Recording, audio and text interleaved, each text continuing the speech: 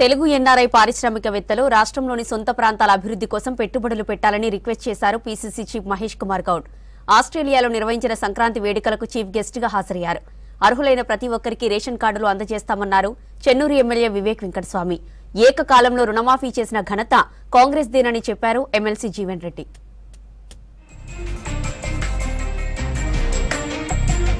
దేశం ఎల్లలు దాటి ఆస్ట్రేలియాకు వచ్చిన తెలుగు సంస్కృతి సాంప్రదాయాలతో సంక్రాంతి సంబరాలు జరుపుకోవడం అభినందనీయమన్నారు పీసీసీ చీఫ్ మహేష్ కుమార్ గౌడ్.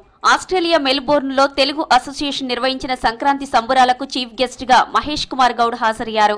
తెలుగు పారిశ్రామికవేత్తలు రాష్ట్రంలోని సొంత ప్రాంతాల అభివృద్ధి కోసం పెట్టుబడులు పెట్టాలని రిక్వెస్ట్ చేశారు. ఆస్ట్రేలియాలో తెలుగు వారికి సంక్రాంతి శుభాకాంక్షలు తెలిపారు పీసీసీ చీఫ్.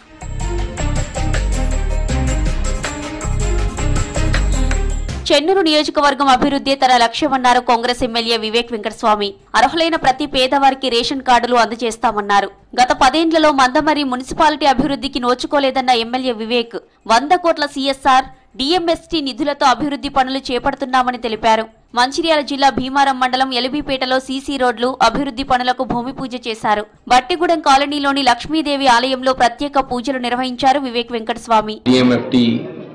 నిధుల కింద సిఎస్ఆర్ నిధుల కింద మందమరిలో రోడ్స్, సైడ్ డ్రైన్స్ ఏదైతే ఘోరంగా ఉండేనో 10 సంవత్సరాలలో మందమరి మున్సిపాలిటీలో ఎక్కడ కూడా సరిగా పనులు కాలేదు.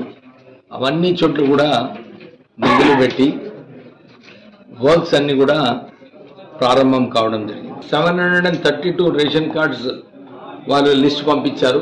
దాంట్లో 546 ఎలిజిబుల్ ఉన్నారు. బీఆర్ఎస్ హయాంలో చేసిన రుణమాఫీ వడ్డీలకే సరిపోయిందని విమర్శించారు కాంగ్రెస్ ఎమ్మెల్సీ జీవన్ రెడ్డి. ఏకకాలంలో 2 లక్షలు రుణమాఫీ చేసిన ఘనత కాంగ్రెస్ కే దక్కిందన్నారు. అసలు బీజేపీకి రుణమాఫీ చేసే ఆలోచన లేదన్నారు. రేషన్ కార్డుల జారీ ప్రక్రియ నిరంతరం కొనసాగుతుందని చెప్పారు.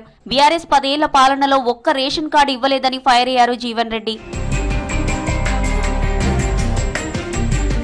నల్గొండ జిల్లా మునుగోడు ఎమ్మెల్యే క్యాంప్ ఆఫీసులో కోమటిరెడ్డి సుశీలమ్మ ఫౌండేషన్ ఆధ్వర్యంలో మెగా వైద్య శిబిరం నిర్వహించారు. హెల్త్ క్యాంపును ఎమ్మెల్యే కోమటిరెడ్డి రాజగోపాల్ రెడ్డి ప్రారంభించారు.